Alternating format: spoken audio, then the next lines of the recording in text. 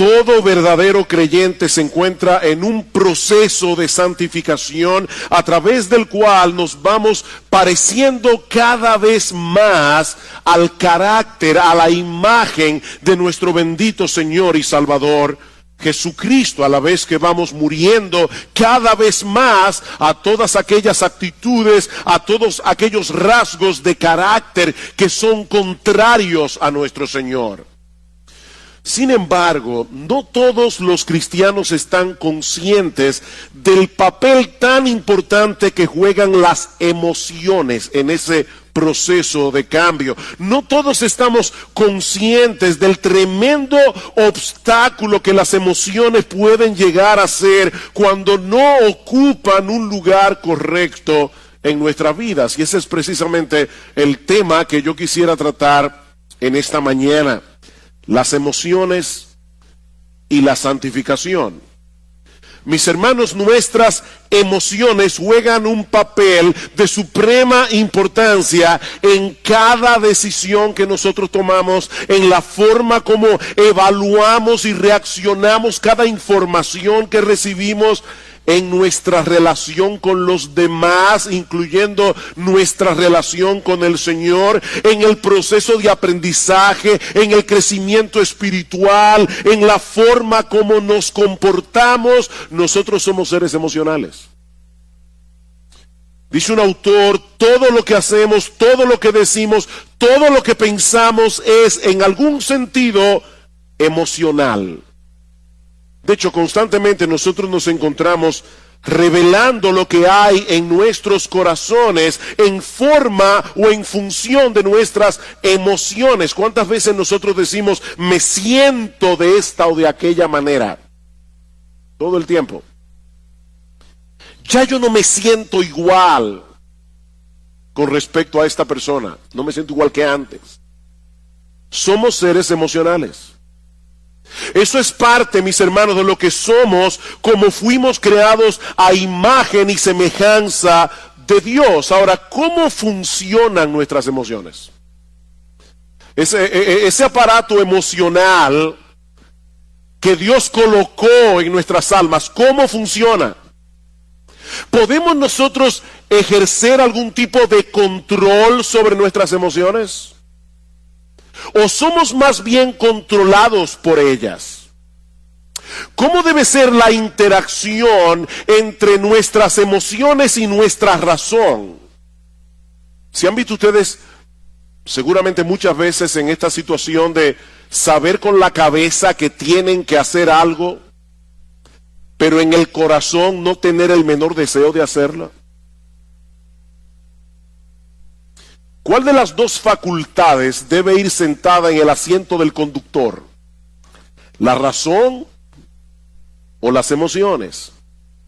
Bueno, esas son algunas de las preguntas que yo quisiera responder en esta mañana, y no tengo ningún texto específico que vamos a estar exponiendo. Vamos a ver una perspectiva bíblica general del manejo de las emociones, comenzando con una perspectiva del funcionamiento de nuestras emociones. ¿Cómo funcionan nuestras emociones? Bueno, para responder esa pregunta tenemos que entender que nosotros somos seres emocionales porque fuimos creados a imagen de un Dios emocional. Como decíamos hace un momento, Dios tiene emociones, Dios siente emociones. Solo que a diferencia de Dios, nosotros somos seres compuestos. Dios es solo espíritu, nosotros somos cuerpo y alma. Nosotros tenemos una parte material que es el cuerpo, tenemos una parte espiritual que es el alma, y esa parte material interacciona con la parte espiritual en una forma increíblemente misteriosa. Nosotros no podemos entender de ninguna manera cómo es que interactúan en nosotros el cuerpo y el alma. Por ejemplo, estás triste. ¿Dónde está esa tristeza? ¿Dónde radica? Radica en el alma. Pero esa tristeza que radica en el alma te lleva a llorar con lágrimas físicas que tú puedes palpar. Eso activa tu glándula, yo no sé cómo se llama eso, pero las glándulas lacrimales. Y es algo puramente espiritual. Un temor extremo te puede paralizar, te puede dejar sin voz. Un fuerte sentido de culpabilidad puede enfermarnos. Probablemente eso fue lo que le pasó a David cuando dice en el Salmo 32 que mientras él cayó su pecado con Betsabé, se envejecieron sus huesos. Y dice David, se volvió mi verdor en sequedades de verano. David se consumió físicamente por causa de su pecado. Ahora, noten algo muy importante aquí. En todos estos ejemplos que yo acabo de dar, de reacciones emocionales, existe una condición previa que nosotros evaluamos y a la cual reaccionamos, y eso produce emociones. En otras palabras, nuestras emociones tienen una estrecha relación con nuestra percepción o con nuestra evaluación de las cosas. Esa percepción puede ser real, puede no ser real, pero el hecho de que nosotros percibamos la realidad de cierta manera es lo que produce en nosotros una reacción emocional. Por ejemplo, el sufrimiento del Señor Jesucristo en el huerto de Getsemaní era real, causado por la perspectiva de un dolor real. El Señor sabía que unas horas más tarde Él iba a estar colgado de una cruz e iba a recibir sobre sí todo el peso de la ira de Dios por causa de nuestros pecados. ¿Qué produjo eso en el Señor? Mi alma está muy triste hasta la muerte, dijo Cristo. La perspectiva de ese dolor, que era real, produjo en el Señor una reacción emocional. Ahora, puede darse el caso de una persona que experimenta una agonía real en su corazón ante la perspectiva de un problema irreal. La Biblia dice, no os afanéis por el día de mañana. ¿Cuántas personas están esperando un problema que nunca llega, pero lo sufren como si fuera real? Aquí tenemos una agonía real producida por una cosa irreal. De manera que las emociones, mis amados hermanos, no se producen en nosotros porque sí. Nuestras emociones no son meras reacciones químicas, como dicen algunos, sobre las cuales no tenemos ningún control. Nuestras emociones se producen como resultado de nuestra percepción o evaluación de las cosas. Por eso alguien ha dicho muy atinadamente que nuestras emociones revelan nuestras creencias y revelan nuestros valores. Nuestras emociones revelan nuestras creencias, revelan nuestros valores. Yo no tengo temor de perder aquello que a mis ojos tiene poco o ningún valor. Eso no me causa tristeza. Así que aquello que te causa una profunda tristeza es lo que revela dónde están tus valores. ¿Qué es lo que tú colocas por encima de lo demás? Yo no me airo por lo que no me importa. Las emociones siempre tienen un objeto en la mira que a nuestros ojos posee algún valor. Brian Borgman dice, por ejemplo, pensar en la ira no produce ira. Vamos a suponer que usted está en la universidad, están dando una clase sobre la ira. Eso no produce ira. Pero pensar en el aborto sí lo produce. ¿Se dan cuenta? Pensar en la ira no produce ira. Pensar en la injusticia del aborto sí produce ira, o debería producir ira. Ahora, por supuesto, eso no significa que antes de experimentar una emoción nos detenemos a evaluar conscientemente lo que está sucediendo a nuestro alrededor para luego reaccionar. Eso es algo que ocurre de manera instantánea. Por ejemplo, si en medio de la noche, a las 3 de la mañana, tú estás profundamente dormido, escuchas un ruido atronador en la sala de tu casa, lo más natural es que sientas temor inmediatamente, aunque tú no tengas ni idea de lo que produjo ese ruido. Ese temor se produce por la percepción de que puedes estar en peligro. No es necesario que el peligro sea real. Tal vez fue que se cayó una lámpara, el gato la tumbó. Puede ser que no haya un ladrón en la casa. El peligro no es real. Pero basta con que tengamos la percepción de que podemos sufrir algún tipo de daño y eso va a disparar en nosotros la emoción del temor. Y lo mismo ocurre a la inversa. Un individuo puede estar tan seguro de que van a darle un aumento de sueldo que él ya lo está disfrutando sin tenerlo en la mano, aunque al otro día lo boten de la empresa. Y eso lamentablemente pasa muchas veces. O puede suceder que un individuo esté tan seguro de que la muchacha que le gusta le va a decir que sí, que él ya está experimentando la emoción de la boda.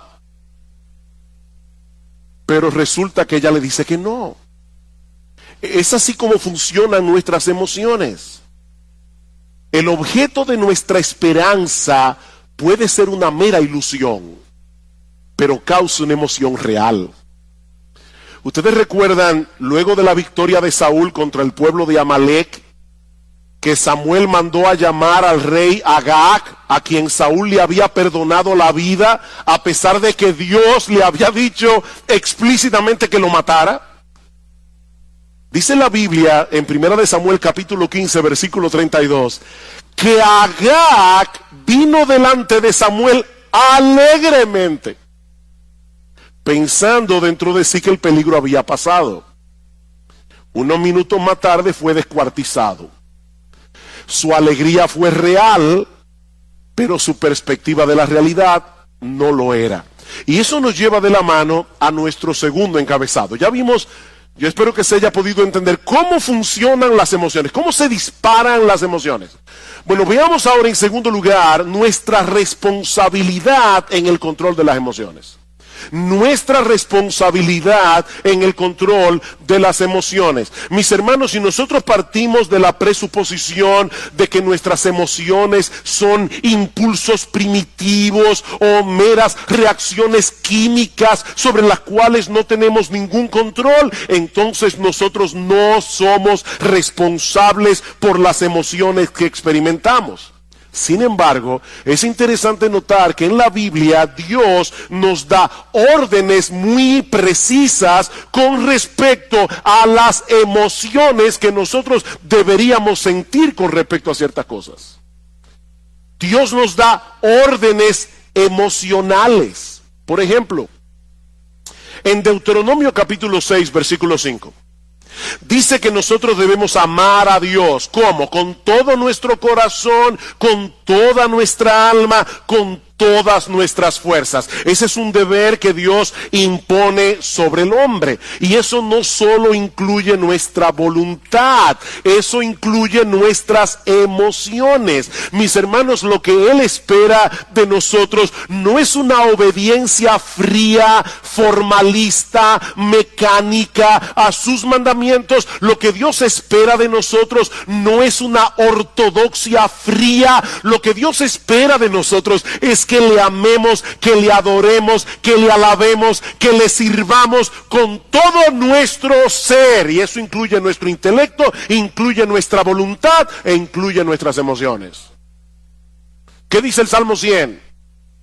Cantad alegres a Dios, habitantes de toda la tierra. Venid ante su presencia con regocijo. Nosotros debemos venir a la casa de Dios, debemos venir a encontrarnos con el pueblo de Dios y sobre todas las cosas debemos venir a la presencia de Dios con una expectativa de alegría.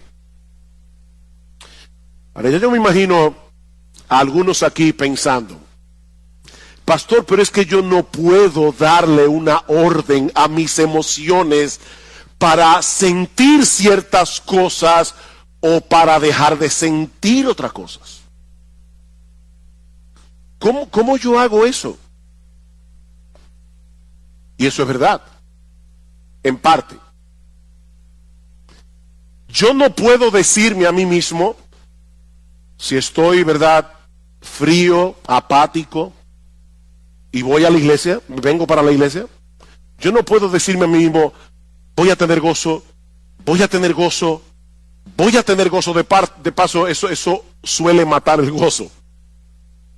Cuando tú te levantas por la mañana y dices, yo tengo que tener gozo, eso no te va a producir gozo. Ahora, noten algo interesante en ese texto de Deuteronomio 6 que yo acabo de citar.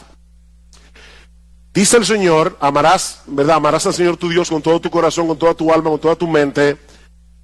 Y luego el pasaje continúa diciendo, y estas palabras que yo te mando hoy estarán sobre tu corazón, y las repetirás a tus hijos, y hablarás sobre ellas estando en tu casa y andando por el camino y al acostarte y cuando te levantes, y las atarás como una señal en tu mano y estarán como frontales entre tus ojos, y las escribirás en los postes de tu casa y en tus puertas. En otras palabras, ese amor de Dios se nutre del conocimiento que nosotros obtenemos acerca de Dios por medio de su revelación.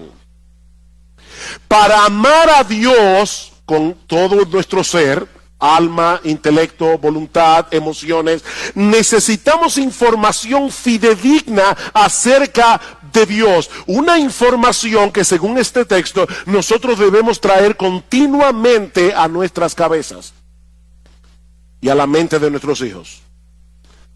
En otras palabras, hay una relación estrecha entre nuestras emociones y nuestro conocimiento. Hay una relación estrecha entre nuestras emociones y nuestro proceso de pensamiento.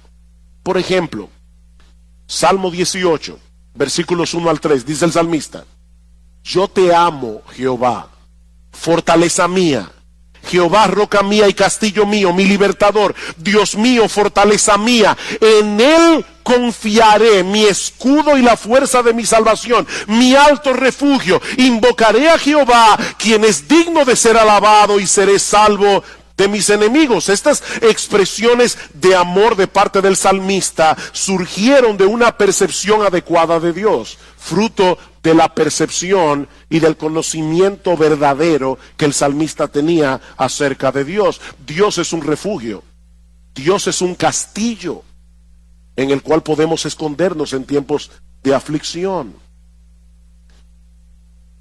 Y lo mismo podemos decir acerca del amor al prójimo.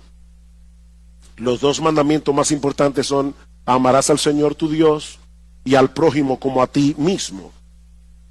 Y eso incluye emociones de compasión, eso incluye emociones de misericordia. Ahora, ¿cómo surgen esas emociones en nosotros? Escuchen este pasaje en Levítico 19:33. Cuando el extranjero morare con vosotros en vuestra tierra, no le oprimiréis. Como a un natural de vosotros tendréis al extranjero que mora entre vosotros, y lo amarás como a ti mismo, porque extranjero fuisteis vosotros en la tierra de Egipto.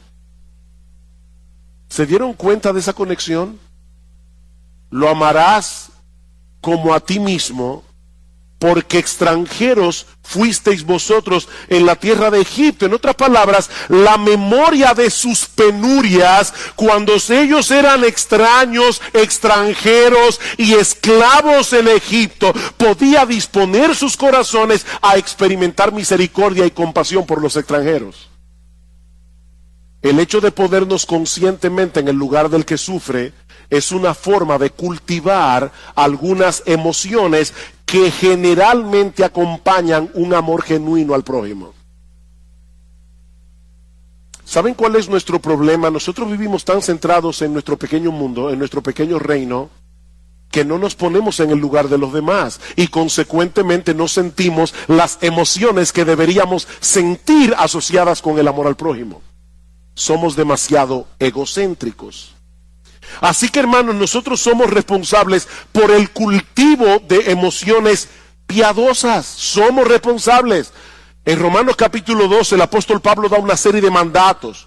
Y observen cómo cada uno de estos mandatos va conectado con nuestra vida emocional. El que preside debe hacerlo con solicitud. El que hace misericordia debe hacerlo ¿cómo? Con alegría.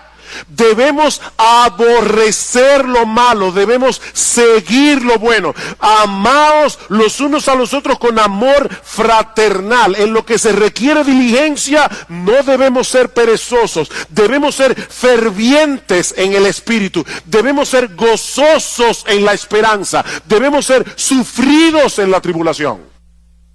Emoción tras emoción tras emoción, conectado con nuestros deberes. La vida cristiana que es digna de Dios y de su agrado, mis amados hermanos, incluye un sano despertar de nuestras emociones. Y eso me lleva ahora a mi tercer y último encabezado. Ya vimos cómo funcionan las emociones, ya vimos la responsabilidad que tenemos de controlar nuestras emociones. Veamos ahora el papel que juega la verdad en el control de nuestras emociones. El papel que juega la verdad en el control de nuestras emociones. Ya hemos visto que las emociones tienen una estrecha relación con nuestro entendimiento, con nuestra evaluación de lo que percibimos. Por lo tanto, mis hermanos, los pensamientos con los que llenamos nuestras mentes, aquellos pensamientos que son el objeto de nuestra meditación, jugarán un papel de suprema importancia en las emociones que sentimos, para bien o para mal. Por eso Pablo dice en Romanos capítulo 12 que nosotros no debemos conformarnos a este siglo, sino que debemos ser transformados por medio de la renovación de nuestro entendimiento. El proceso de santificación en la vida cristiana tiene como centro operativo nuestro entendimiento, no nuestras emociones. ¿Oyeron eso, hermanos?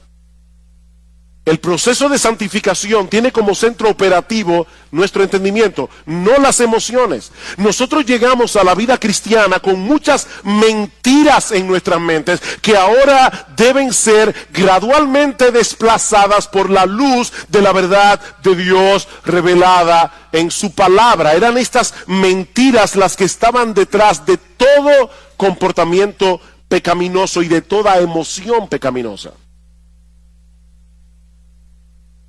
Vamos a Efesios capítulo 4, versículo 17.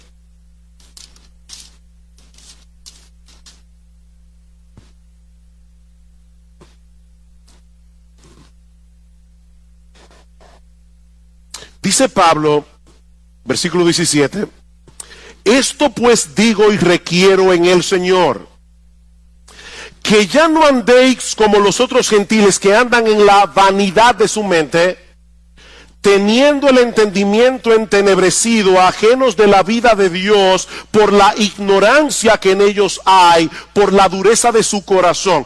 ¿Por qué los incrédulos viven como viven? Pablo dice, porque tienen una mente vana en lo que respecta a las cosas espirituales. Pueden ser personas sumamente inteligentes en todo lo demás, pero en lo que respecta a la vida de Dios son ignorantes. Ignoran la eternidad, ignoran la gloria de Dios, ignoran la majestad de Dios, ignoran la belleza de Dios. Y por esa razón van detrás de cosas vanas. Tim Chester dice, nosotros pecamos porque creemos la mentira de que estamos mejor sin Dios, de que sus reglas son opresivas, de que seremos libres sin Él, de que el pecado ofrece más que Dios. Es una forma equivocada de pensar que produce emociones equivocadas y un patrón de vida equivocado. Más adelante dice Chester, no mucha gente se ve a sí misma como alguien que cree mentiras. Pero cada vez que nosotros dejamos de confiar en la palabra de Dios, estamos creyendo en otra cosa, ¿no es así? Y esa otra cosa siempre es una mentira. La palabra de Dios es verdad. Todo lo que tú crees que es contrario a la palabra de Dios es una mentira. Y esa mentira va a producir en ti pecado.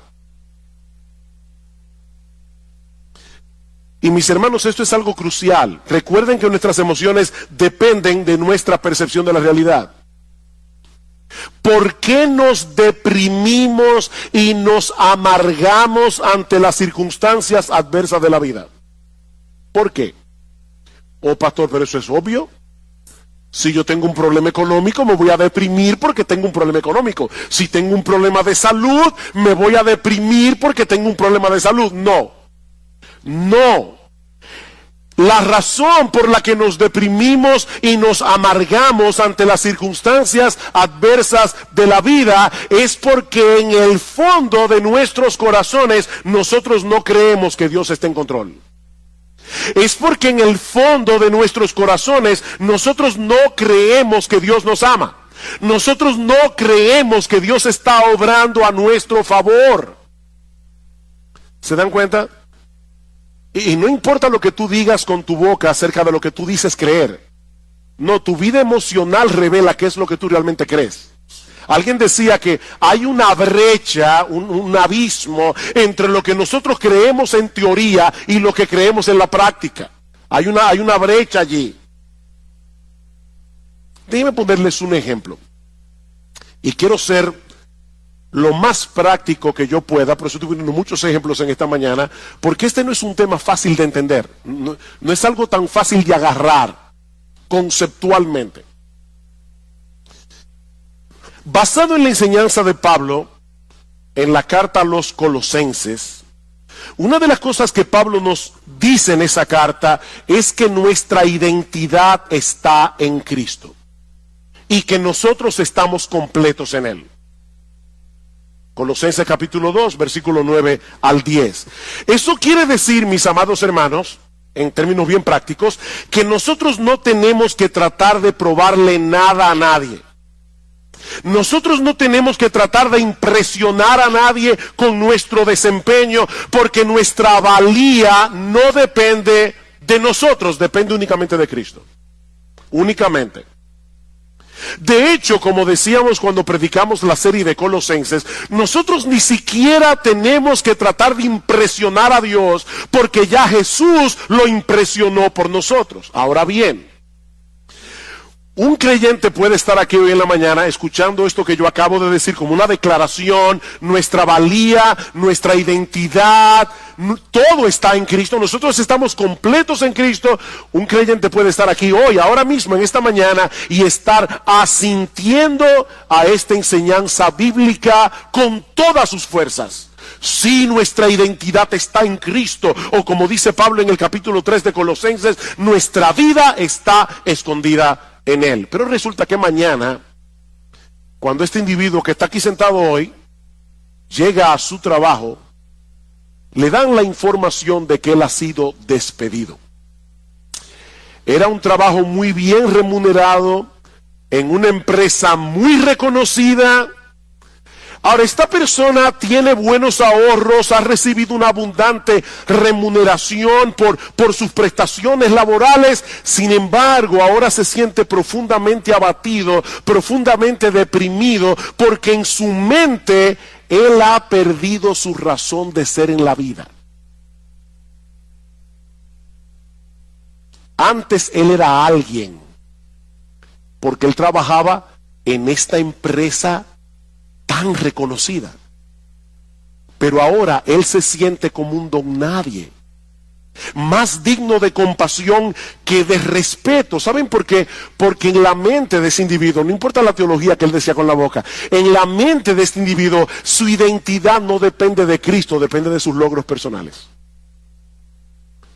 Y eso le puede pasar a un padre. O sea, su identidad depende de que la gente lo reconozca como un buen padre. Una madre, su identidad depende de que la gente la reconozca como una buena madre. Y por supuesto, cuando sus hijos hacen una de las suyas, sobre todo públicamente, delante de todo el mundo, su universo se desmoronó, porque toda su identidad descansaba en esa identidad que esa persona había forjado. Ahora fíjense, este individuo que perdió el empleo, él sigue siendo cristiano, ¿verdad que sí? Él es creyente. Solo que ahora es un creyente desempleado, de manera que su identidad primaria no ha cambiado, sigue siendo exactamente la misma. Él es un pecador salvado por gracia, justificado por la fe en la persona del Señor Jesucristo. El problema es que él todavía continúa sintiendo la necesidad de probar algo. No sé si se dan cuenta de lo que estoy tratando de explicar aquí. Él está tratando de probar algo, de justificarse ante los demás, o de justificarse ante sí mismo, cuando lo cierto es, mis amados hermanos, que nosotros no tenemos nada que probar. Cristo es nuestra identidad y eso no cambia con las circunstancias. ¿Ven ustedes, mis hermanos, cómo la mentira obra en nosotros? Así que si queremos ver cambios en nuestras vidas y llegar a ser emocionalmente estables, necesitamos que la verdad de Dios revelada en su palabra continúe desplazando las mentiras de nuestros corazones. Dice Tim Chester, la santificación consiste en hacer cada vez más pequeña la brecha que hay entre nuestra fe confesional y nuestra fe funcional. Nuestra fe confesional, lo que tú dices creer, tu teología, con lo que tú realmente crees en la práctica. Y más adelante, él añade, tratar de cambiar únicamente nuestra conducta no funciona, porque las mentiras que crearon esa conducta continúan allí todavía. Vamos al Salmo 119. Salmo 119. Ustedes conocen que este salmo tiene como tema central la palabra de Dios. Esto es un poema de amor a la palabra de Dios. ¿Qué dice el salmista en el Salmo 119? Versículo 25. Abatida hasta el polvo está mi alma. Vivifícame según tu palabra. ¿Qué puede sacarte de ese abatimiento? La verdad de la palabra de Dios. Versículo 28. Se deshace mi alma en ansiedad. ¿Qué debo hacer? ¿Tomar un ansiolítico? No, susténtame según tu palabra. Versículo 49. Acuérdate de la palabra dada a tu siervo, en la cual me has hecho esperar. Ella es mi consuelo en mi aflicción, porque tu dicho, lo que tú dices, Señor, que es la verdad verdadera, es lo que me ha vivificado. Versículo 92. Si tu ley no hubiese sido mi delicia, ya en mi aflicción hubiera perecido. Nunca jamás me olvidaré de tus mandamientos, porque con ellos me has vivificado, con la palabra de Dios. Versículo 111. Por heredad he tomado tus testimonios para siempre, porque son el gozo de mi corazón. Mis hermanos, ¿qué es lo que el salmista está diciendo aquí? Que es la verdad de Dios revelada en su palabra la que nos hace libres. Es la verdad de Dios revelada en su palabra la que nos consuela. Es la verdad de Dios revelada en su palabra la que levanta nuestra alma abatida. Es la verdad de Dios revelada en su palabra.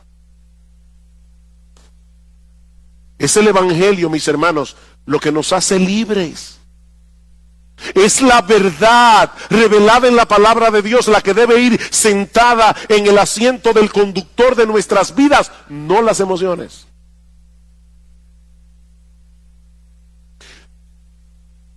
Imagínate que tú pecas contra Dios en cualquier cosa y tú sabes que pecaste. El Espíritu Santo te redarguye de pecado. Tú le pides perdón a Dios. Déjame hacerte una pregunta, que quiero que respondas allí donde estás, en tu corazón. ¿Cuántas veces tú has pecado contra Dios, le has pedido perdón por tus pecados y sigues sintiéndote culpable? ¿Cuántas veces?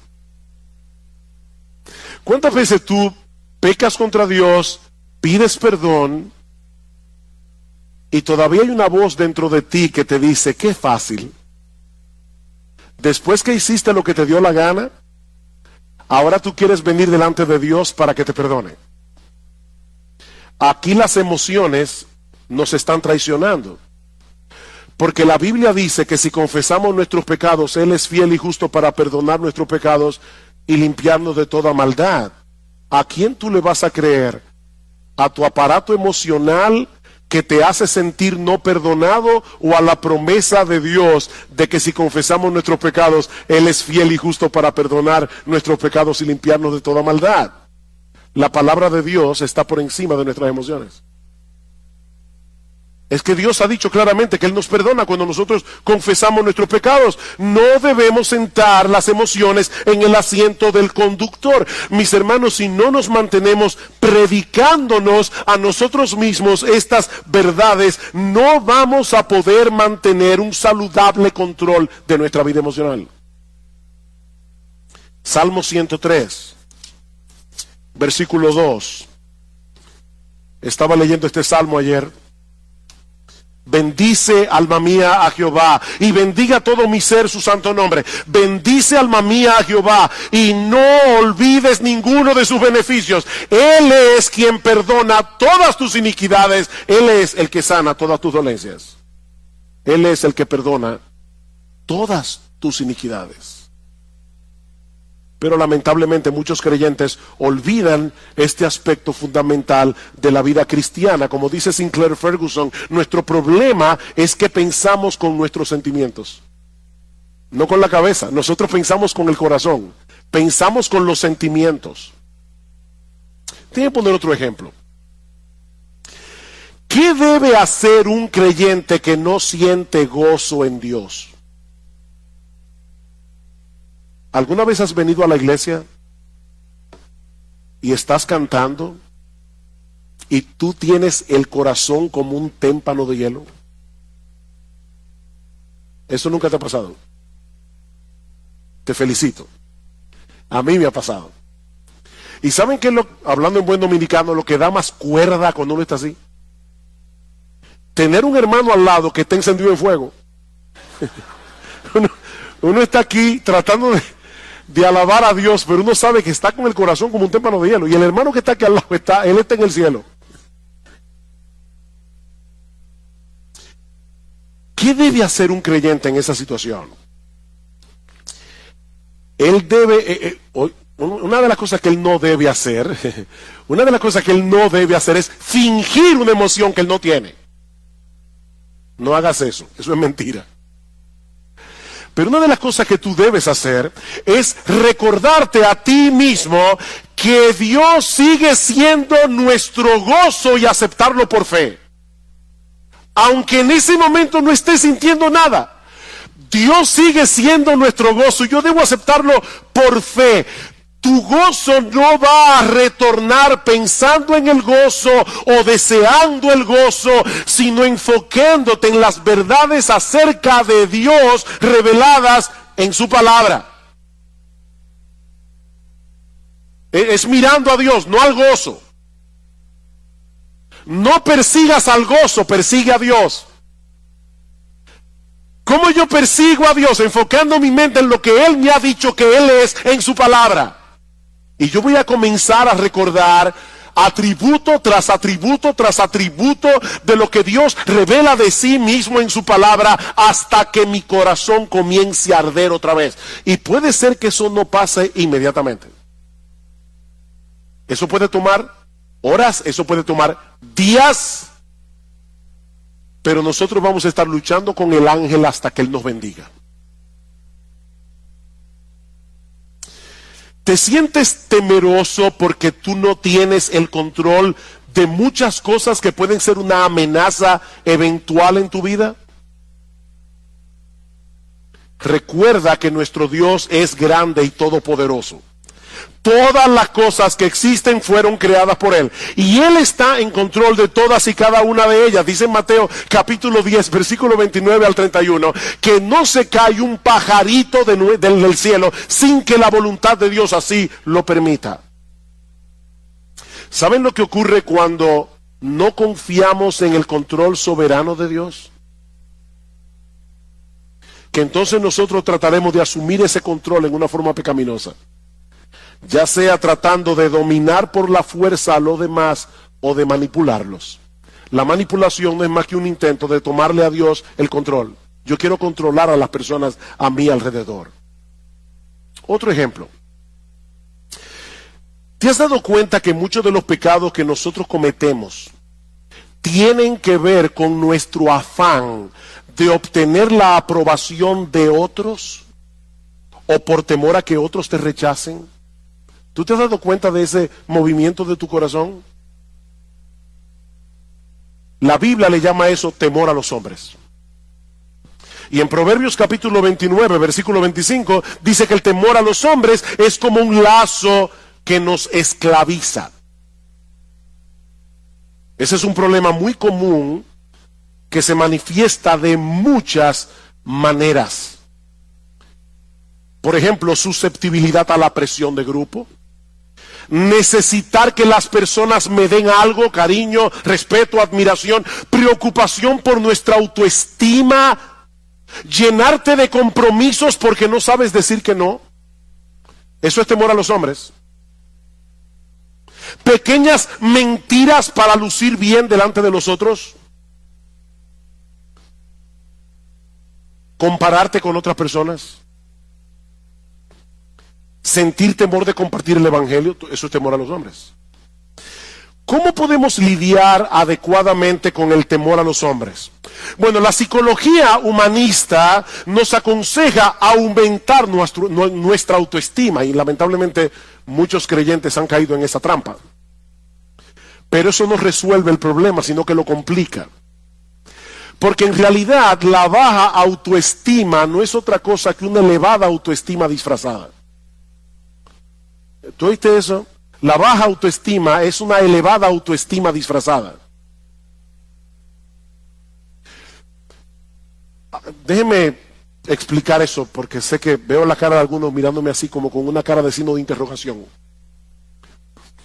Una persona puede ser muy tímida, le da temor abrir la boca, y algunos dicen, es que el pobre tiene una baja autoestima. No.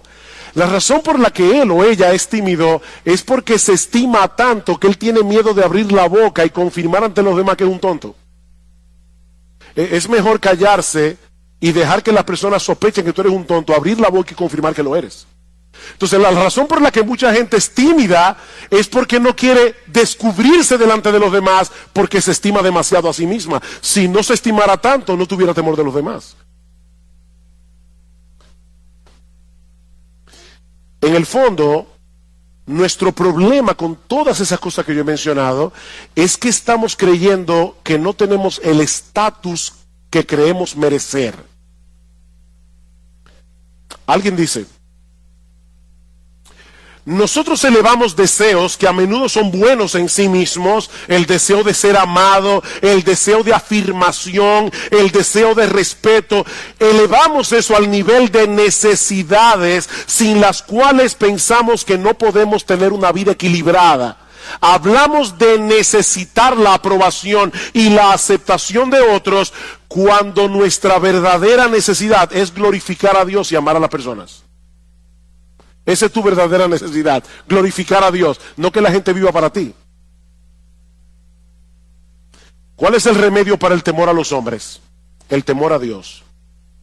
El temor a Dios. Él es grande, Él es glorioso, Él es digno de admiración, Él es digno de temor reverente, Él es digno de adoración. Medita a menudo en su gloria, su grandeza, su justicia, su santidad, su amor, su poder, su esplendor, su belleza, su gracia, su misericordia, su compasión, y tú vas a ver cómo el temor a los hombres comienza a desvanecerse en tu corazón.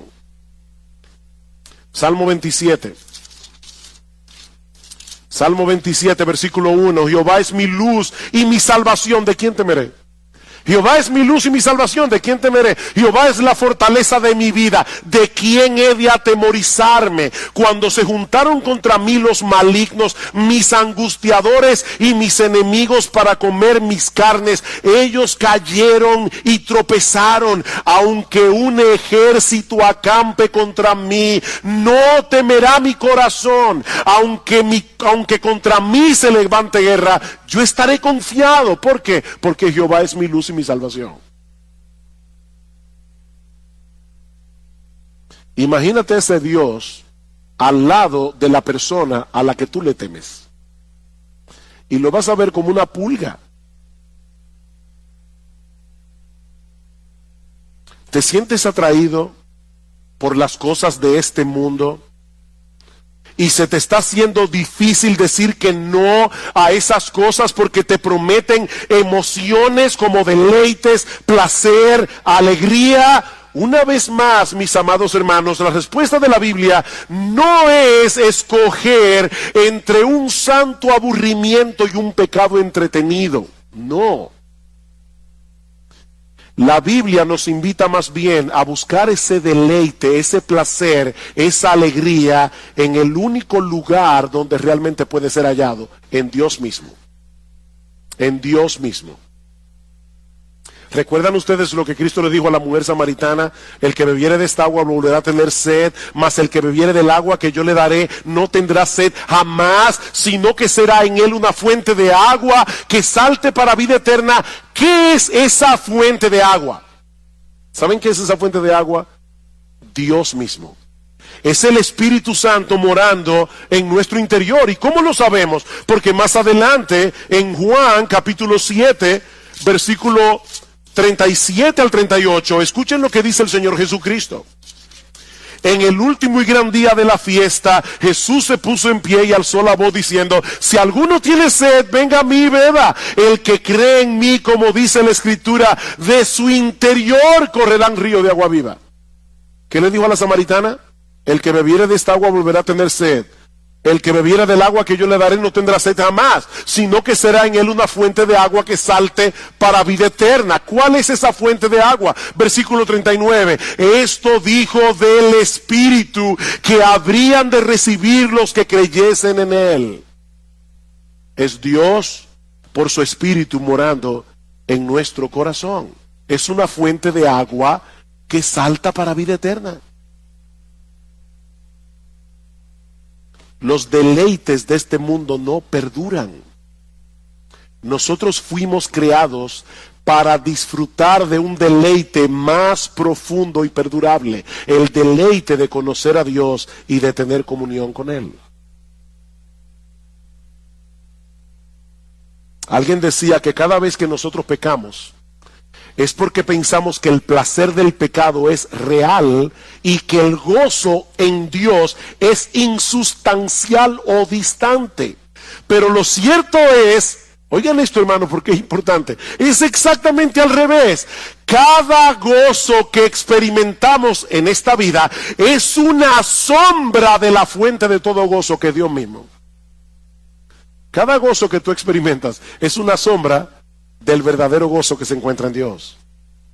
Y mis hermanos, yo podría continuar en esta mañana multiplicando los ejemplos, pero el tiempo se ha ido. Todos llegarían al mismo punto. Dios nos creó a su imagen y semejanza. Eso incluye nuestra facultad de experimentar emociones. Nuestra vida emocional fue diseñada originalmente para girar en torno a la persona de Dios y nadie más. Podemos disfrutar de un montón de cosas creadas por Él para nuestro deleite, pero si sustituimos a Dios por esas cosas, ya hemos caído en el pecado de la idolatría. Y la idolatría es blasfema, es dañina y es destructiva. Dice el Salmos 16:4, se multiplicarán los dolores de aquellos que sirven diligentemente a otro Dios. Si queremos tener una vida emocional estable y seguir avanzando en nuestra santificación progresiva, lo que necesitamos no es terapia psicológica, lo que necesitamos es llevar cautivo todo pensamiento a la obediencia a Cristo. Llenar nuestras mentes con la palabra de Dios y creer ciertamente lo que dice la palabra de Dios. Es 1000 veces mejor vivir como sabios que comportarnos como necios. Ahora bien, es importante aclarar en este punto de mi mensaje en esta mañana que desde el punto de vista bíblico estas dos categorías de la sabiduría y la necedad no tienen nada que ver con nuestro coeficiente intelectual. Es decir, se puede ser muy inteligente y muy necio al mismo tiempo. De hecho, muchas personas con un alto coeficiente intelectual viven muy neciamente. ¿Qué es un necio según la Biblia? Bueno, es aquel individuo que es movido por las inclinaciones naturales de su corazón. Sus deseos y apetitos son tan determinantes que no les permiten a este hombre o a esta mujer actuar con prudencia y discernimiento. Hace unos meses atrás, un famoso cineasta dijo lo siguiente al tratar de explicar su relación adúltera con una de sus hijastras o con su hijastra. Él dijo: el corazón quiere lo que quiere. No hay lógica para estas cosas. Tú conoces a alguien y te enamoras de ella, eso es todo. Es a eso que la Biblia llama necedad. El corazón quiere lo que quiere. El necio es gobernado por sus deseos y apetitos. El necio es impulsivo, arrogante, egocéntrico y a la corta o a la larga termina haciendo daño. Porque a él no le importan las consecuencias de sus actos. Dice en Proverbios capítulo 23, versículo 9, no hables a oídos del necio porque menospreciará la prudencia de tus razones. En otras palabras, tus argumentos pueden ser muy convincentes, pero el necio se mueve por sus apetitos, no por su razón. Así que la sabiduría es infinitamente superior a la necedad. Sin embargo, Salomón introduce esta sección del libro con un ejemplo que nos ayuda a tener una perspectiva realista de la sabiduría, mostrándonos que en este mundo donde impera la necedad, la sabiduría tiene que vencer muchos obstáculos. Eclesiastés capítulo 9, versículo 13. También vi esta sabiduría debajo del sol, la cual me parece grande, una pequeña ciudad y pocos hombres en ella, y viene contra ella un gran rey, y la asedia, y levanta contra ella grandes baluartes, y se halla en ella un hombre pobre, sabio, el cual libra a la ciudad con su sabiduría, y nadie se acordaba de aquel hombre pobre. La historia que nosotros tenemos aquí es muy sencilla. Había una ciudad muy pequeña con muy pocos hombres para defenderla. De repente es asediada por un gran rey que levanta contra ella grandes baluartes. En lenguaje moderno, este rey tenía un enorme poderío militar. De manera que esta ciudad no tiene posibilidad alguna de salvarse humanamente hablando. Pero en ella vive un hombre pobre y sabio, que con su sabiduría libera la ciudad. Salomón no nos dice cómo lo hizo, sino que enfatiza más bien el hecho de que lo hizo, para mostrarnos el gran valor que tiene la sabiduría. De hecho, en el versículo 15, 2 veces se menciona que este hombre era pobre, para resaltar que no fue con sus recursos económicos que él libró la ciudad. No fue que él de repente tuvo dinero suficiente para contratar a un gran ejército, no. Él libró la ciudad con su sabiduría. Pero al mismo tiempo eso nos enseña, mis hermanos, que aunque la sabiduría es valiosa por sí misma, no siempre produce beneficios materiales. No todos los sabios son ricos. Y por supuesto, no todos los ricos son sabios. Ahora, ¿saben cómo respondió la ciudad al beneficio que recibió por la hazaña de este hombre? ¿Acaso celebró una fiesta en su honor o le construyó un monumento? No, la ciudad se olvidó de él, dice Salomón. Después que este hombre libró la ciudad, los ciudadanos siguieron adelante con su vida. De tal manera que poco tiempo después, dice en el versículo 15, ya nadie se acordaba de aquel hombre pobre. Decía Plutarco que hacerle favores a un ingrato era como perfumar a un muerto. Hacerle favores a un ingrato es como perfumar a un muerto. Mis hermanos, este es un mundo en el que las ofensas se recuerdan por muchos años y los beneficios recibidos se olvidan muy pronto. Este es un mundo de ingratos. Sin embargo, aun cuando la sabiduría no es apreciada ni recompensada apropiadamente en este mundo caído, Salomón quiere hacernos ver que sigue siendo una virtud de valor incalculable. Versículo 16, entonces dije yo, mejor es la sabiduría que la fuerza, aunque la ciencia del pobre sea menospreciada y no sean escuchadas sus palabras. Las palabras del sabio escuchadas en quietud son mejores que el clamor del Señor entre los necios. Es mejor ser un sabio que habla bajito a ser un ignorante y chillón. Salomón nos está presentando un contraste aquí entre el individuo necio que proclama a voz en cuello su necedad y aquel otro individuo humilde cuyas palabras expresadas serenamente no siempre son escuchadas. El hombre necio hace más ruido y precisamente por eso mucha gente lo sigue. Pero las palabras del sabio escuchadas en quietud son inmensamente más valiosas, aunque pocos le hagan caso. Versículo 18, mejor es la sabiduría que las armas de guerra, pero un pecador destruye mucho bien. Las moscas muertas hacen heder y dar mal olor al perfume del perfumista. Así una pequeña locura al que es estimado como sabio y honorable. Este es uno de los versículos más conocidos del libro de Eclesiastés y uno de los versículos más citados, sobre todo cuando una persona prominente, reconocida como sabia, hace algo escandaloso. Sin embargo, y lamento que para muchos esto va a ser algo decepcionante, pero es verdad que la reputación de un hombre sabio puede echarse a perder por un solo acto de locura. Eso es verdad. Pero yo no creo que es de eso que Salomón está hablando aquí. Yo no creo que es de eso que Salomón está hablando aquí.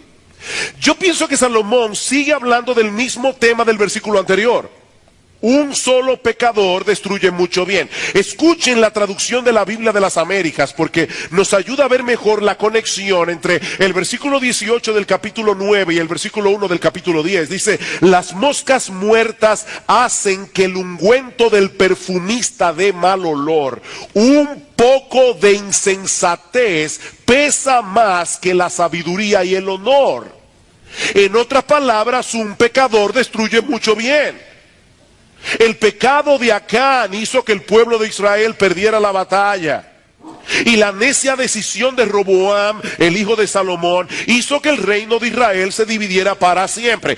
Todo lo que su abuelo y su papá habían logrado se destruyó en un instante, solo porque Roboam decidió dejar a un lado el consejo de los expertos que eran más sabios y seguir el consejo necio de sus compinches. Un solo pecador destruye mucho bien. Queridos hermanos, la necedad es peligrosa para el necio y es peligrosa para todo el que lo rodea.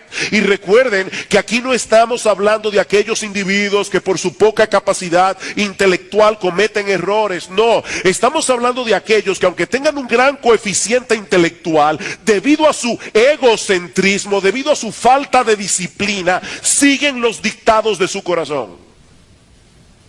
La necedad es peligrosa. Y eso nos lleva a nuestro segundo encabezado. Ya Salomón nos ha mostrado una perspectiva realista de la sabiduría. Pero ahora quiere hacernos ver en qué consiste la necedad. Mis hermanos, ¿por qué los necios son necios? Esa es una pregunta interesante. Ya que la necedad es tan peligrosa, ¿por qué los necios son necios? Salomón responde, por la inclinación de sus corazones. Versículo 2 del capítulo 10. El corazón del sabio está a su mano derecha, mas el corazón del necio a su mano izquierda. Pastor, ¿hay algún problema en ser zurdo? Por supuesto que no. Pero lo cierto es que nosotros vivimos en un mundo donde predominan los diestros. Se calcula que entre un 8 y un 13% de la población mundial es zurda. Eso quiere decir que para la mayoría de las personas que poblamos este planeta, la izquierda es la mano en la que tenemos menos fuerza y en la que tenemos menos destreza. Para la mayoría.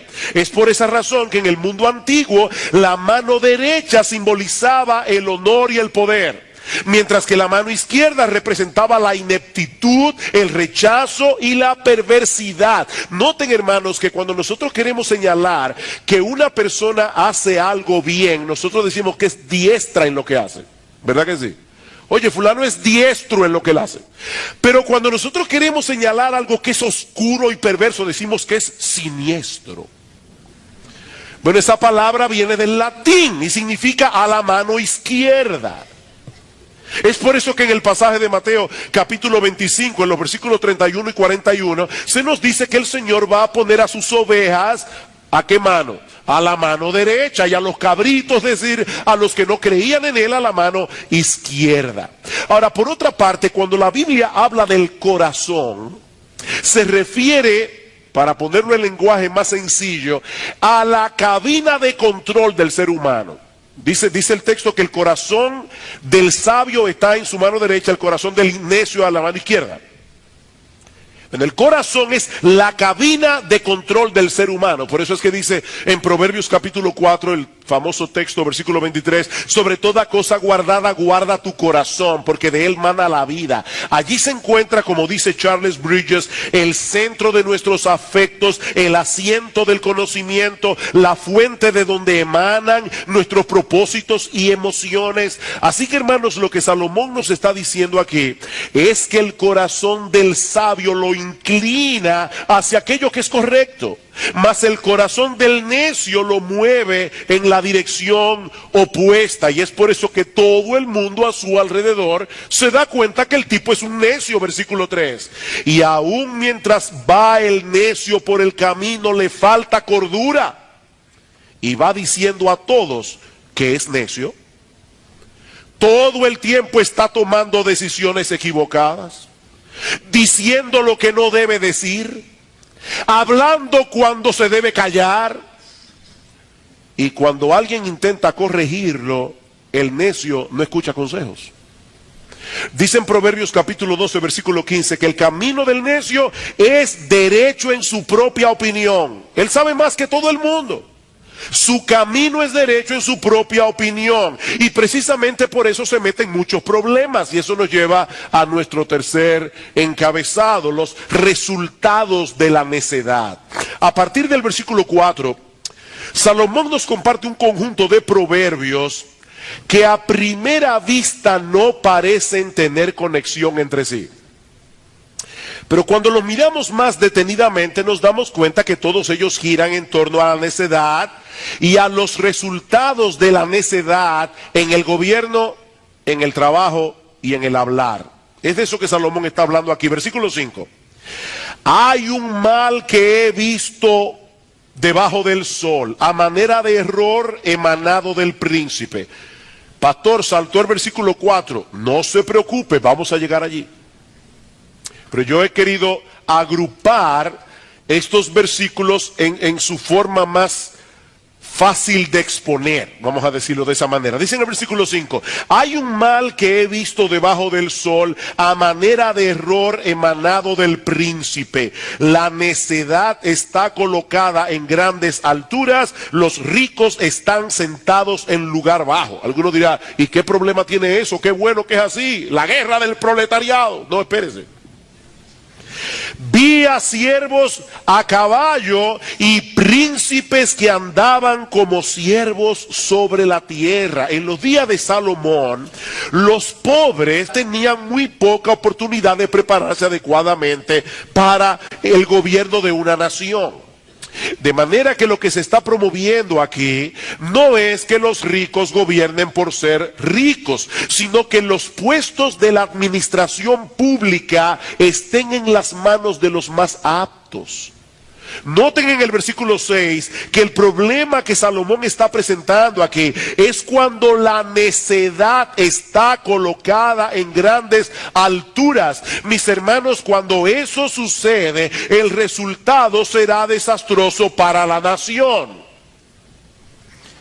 Así que los mejores gobernantes son aquellos que colocan en los puestos de poder a las personas más aptas y no piden excusa por eso. Voy a repetir eso otra vez.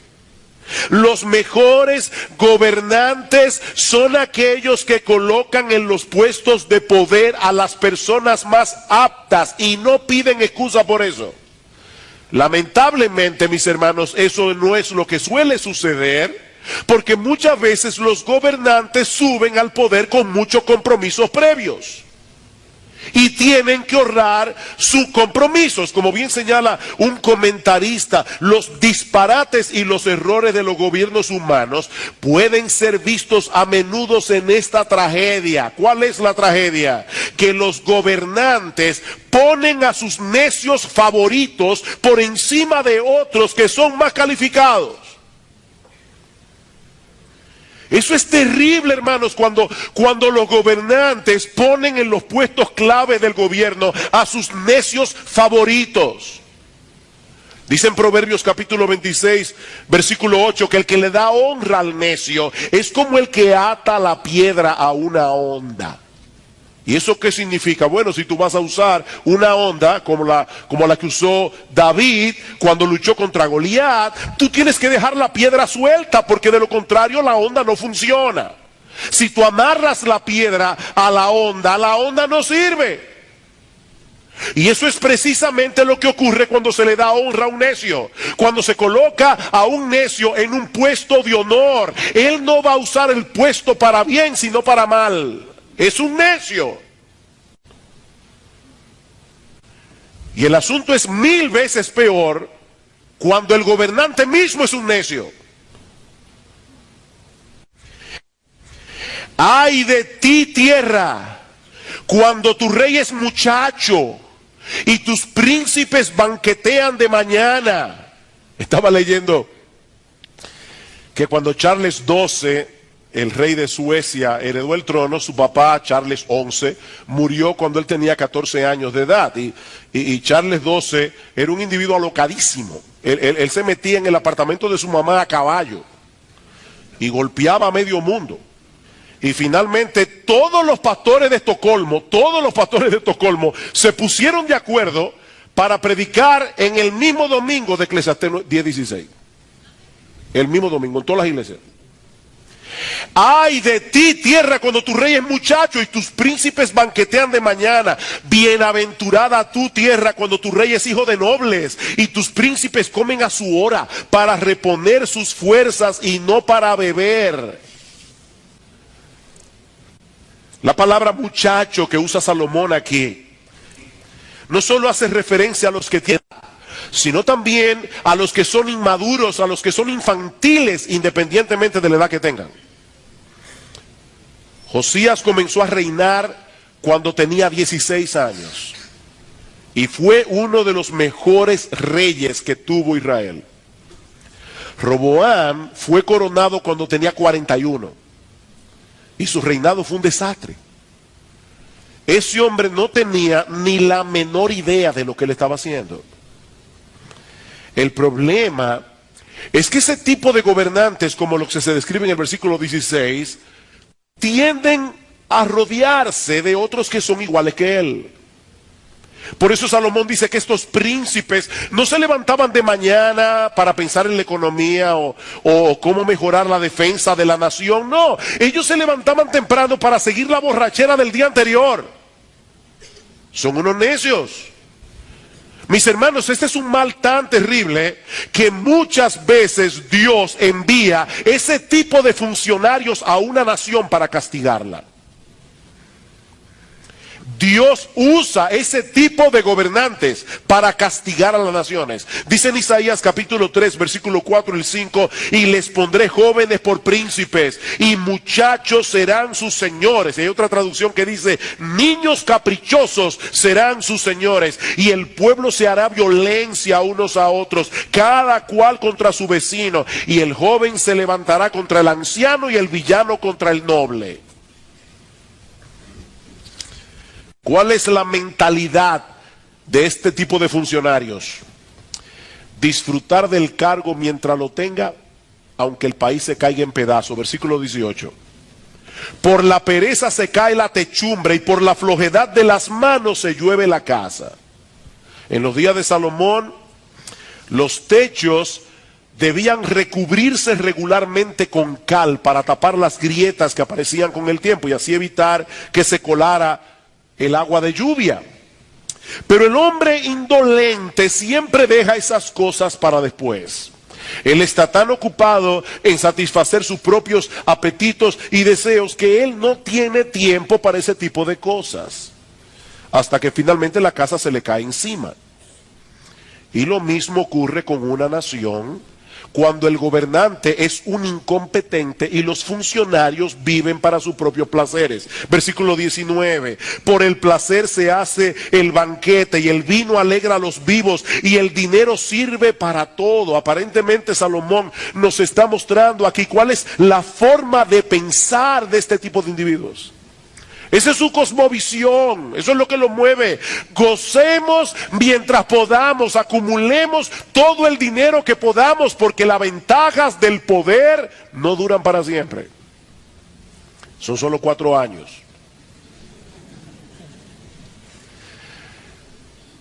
Cuando yo estaba estudiando este pasaje, pensé, ay, qué bueno es saber que la historia humana termina en el tribunal de Dios. Qué tranquilidad saber que la historia termina en un juicio y que en esa corte no se hace acepción de personas. Dice Juan que él vio en una visión en el día del juicio a todos los muertos, grandes y pequeños, de pie ante Dios. Allí no importa el título, la cuenta bancaria, si es en dólares, si es en pesos, si es en yen, si es en euro. Todos los muertos, grandes y pequeños, de pie ante Dios. Ahora, en lo que llega a esa hora, Salomón nos aconseja que nos comportemos con prudencia y dominio propio, sobre todo cuando tengamos que lidiar con autoridades caprichosas y soberbias. Versículo 4, si el espíritu del príncipe se exaltare contra ti, no dejes tu lugar, porque la mansedumbre hará cesar grandes ofensas. Versículo 20, ni aun en tus pensamientos digas mal del rey, ni en lo secreto de tu cámara digas mal del rico, porque las aves del cielo llevarán la voz y las que tienen alas harán saber la palabra. Es decir, si tú no quieres que algo se sepa, no lo digas. No lo digas, que tú no sabes quién tiene un amigo que es amigo del amigo del amigo del funcionario. Eso es lo que Salomón está diciendo aquí. Y mis hermanos, debemos recordar que Salomón está pensando aquí en regímenes monárquicos, donde la autoridad del rey era casi absoluta. Nosotros vivimos en una democracia que provee mecanismos legítimos para manifestar nuestro desacuerdo con las decisiones, con las políticas del gobierno, y cada 4 años tenemos la oportunidad de elegir otros gobernantes. Aunque a veces eso no ayuda mucho, pero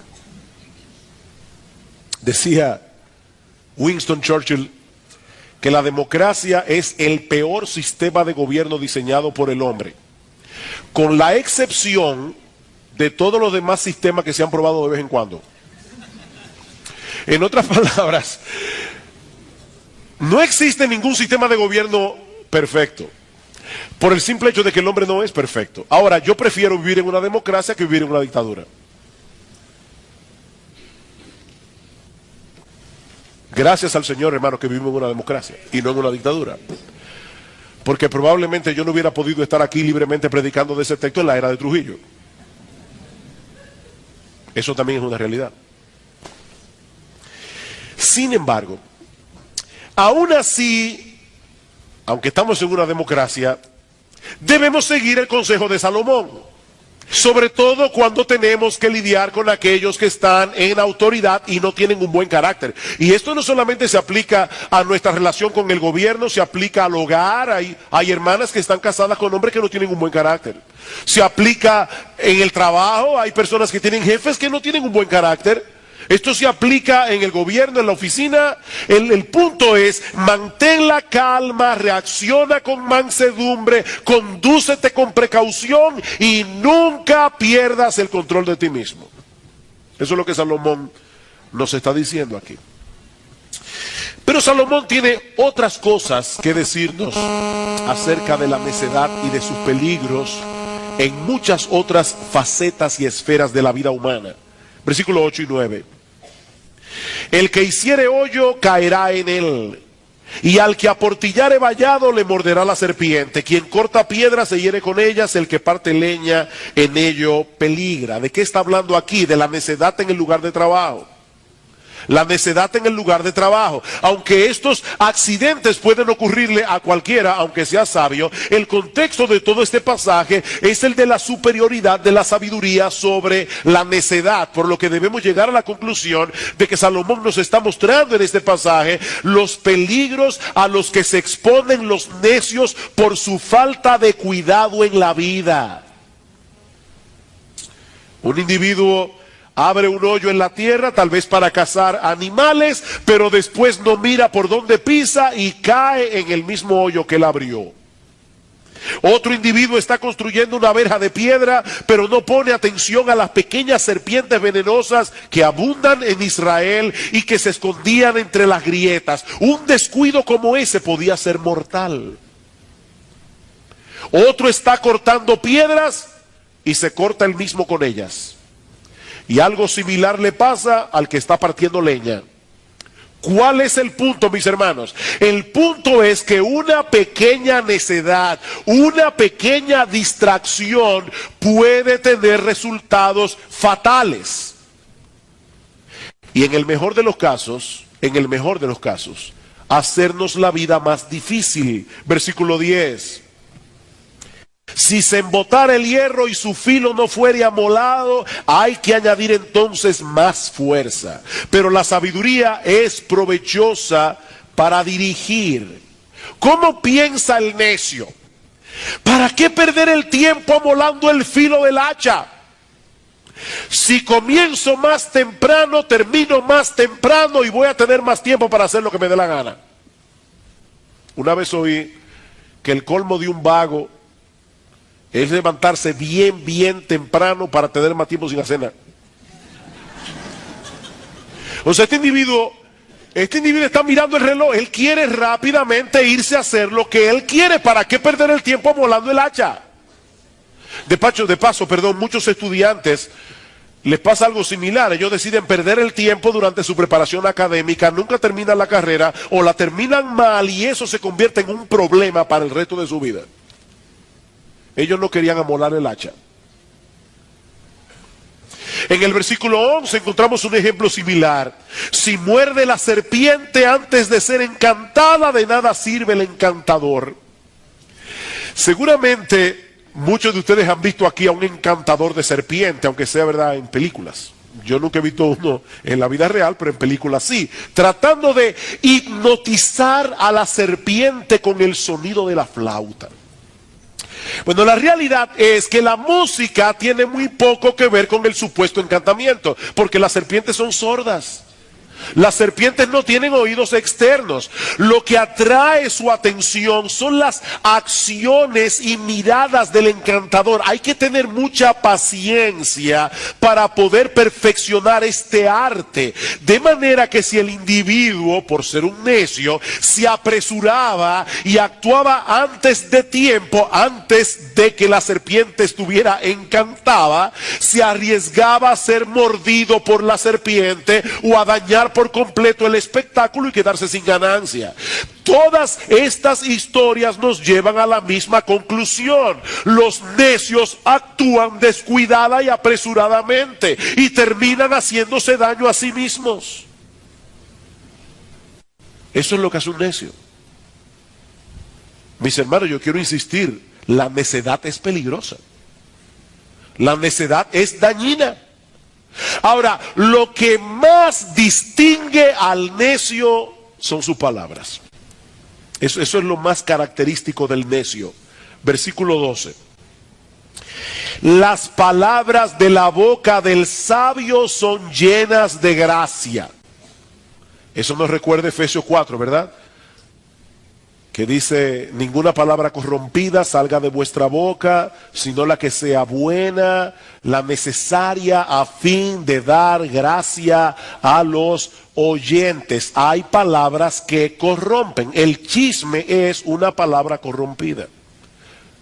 Por eso, hermanos, es mejor caer en manos de buitres y no en manos de un chismoso.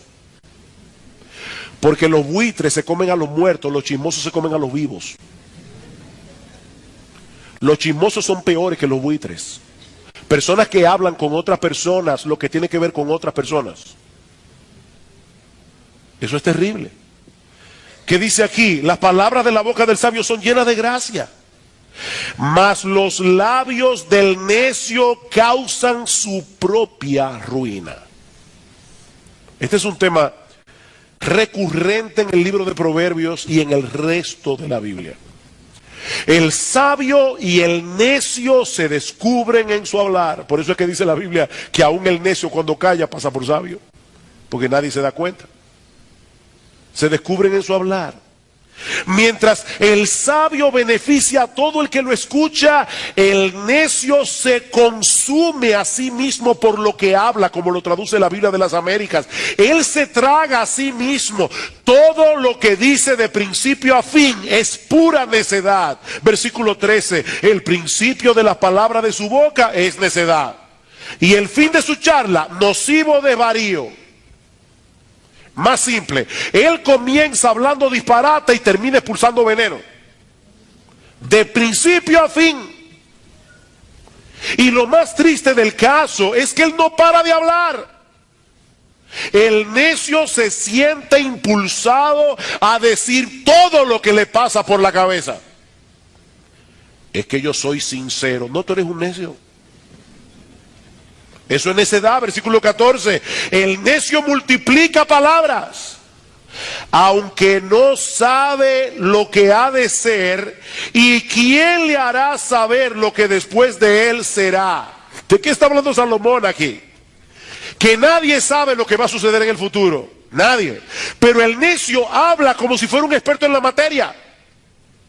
Él lo sabe todo. ¿Ustedes han visto esos individuos que siempre están haciendo proyecciones? Vaticinando lo que va a suceder.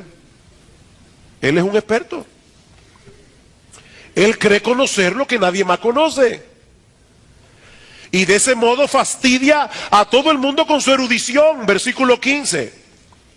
El trabajo de los necios los fatiga porque no saben por dónde ir a la ciudad. Hoy diríamos de un individuo así que se pierde en un ascensor. Pero aún así le encanta opinar de todo. Y sobre todo tener la última palabra. No importa de qué se esté hablando, de política, de economía, de teología. Él es un experto en todo. Él no para de hablar. Él domina la conversación. He ahí el retrato de un necio. Y es evidente, mis hermanos, que Salomón quiere lograr un impacto en nosotros. Él quiere movernos a buscar la sabiduría y a huir de la necedad. La pregunta es ¿cómo? ¿Cómo? ¿Cómo podemos librarnos de este mal? ¿Cómo podemos llegar a ser sabios y evitar la necedad? Bueno, eso es lo que yo quiero responder en los minutos que me quedan.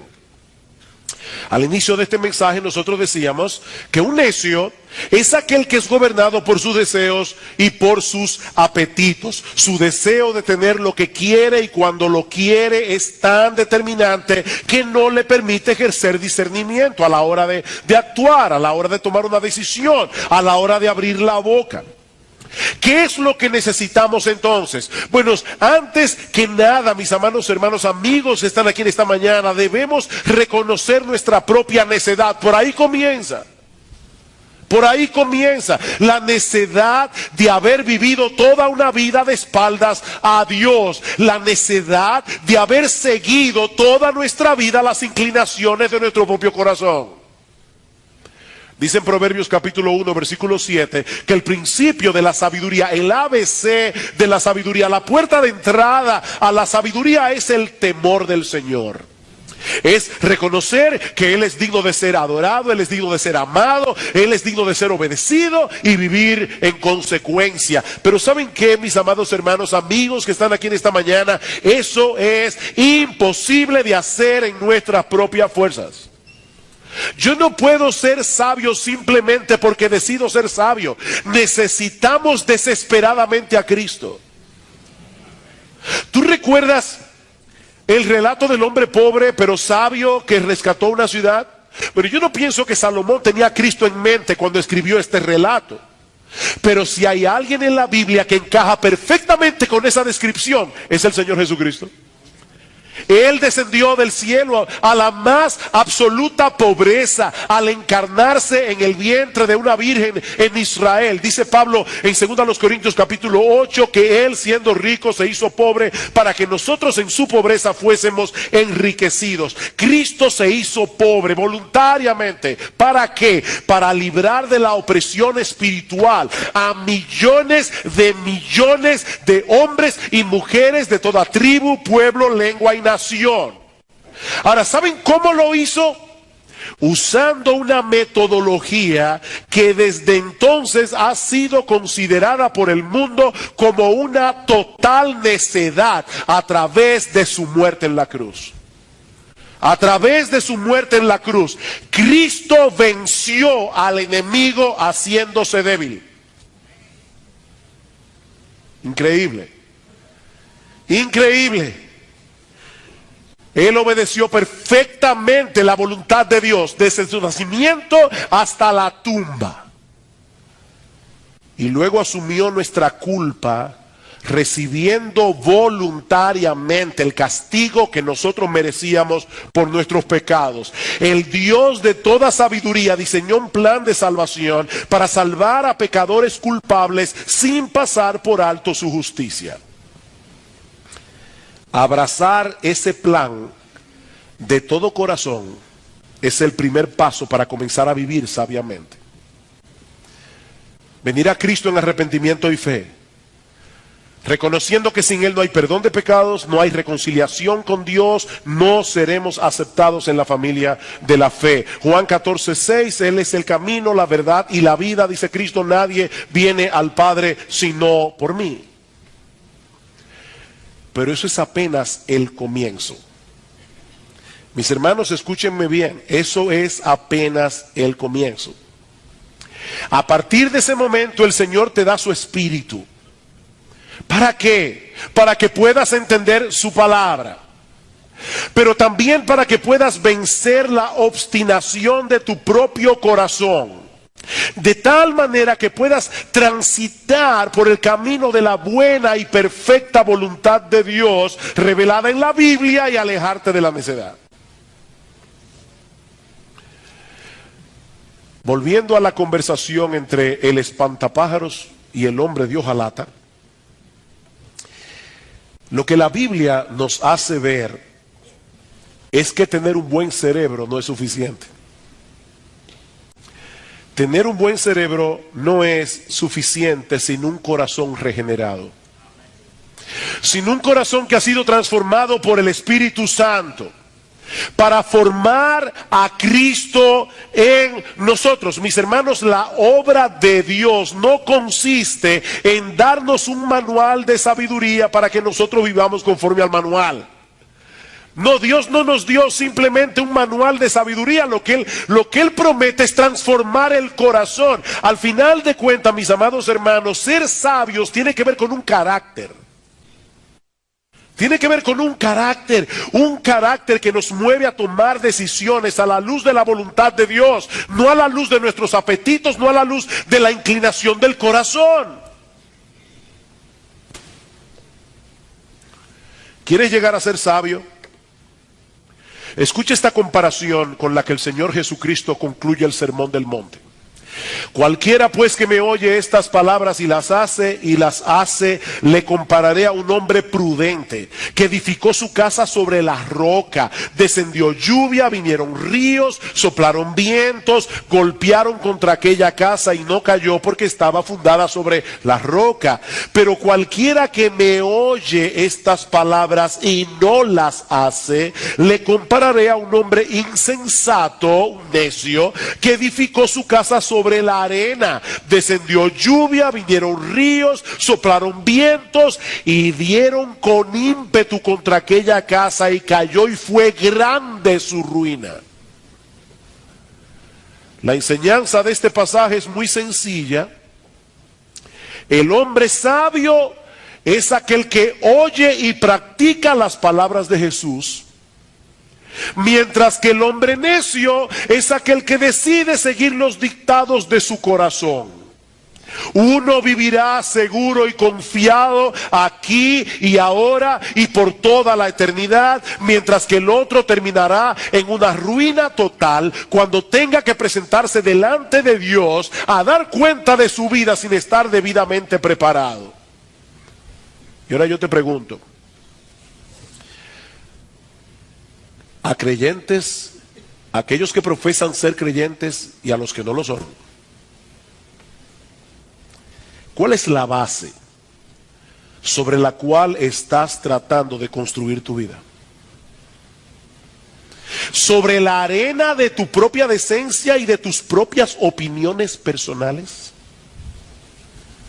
¿O sobre la roca firme de Jesús y su palabra? Ahora, no me malentiendan. Jesús no vino al mundo a dejarnos un código de conducta que debemos tratar de obedecer para poder llegar al cielo. Él no vino a eso. No, Él vino más bien a llevar a cabo una gran obra de salvación a favor de un montón de hombres y mujeres que no podíamos seguir ese código de conducta para llegar al cielo. Espero eso se haya entendido.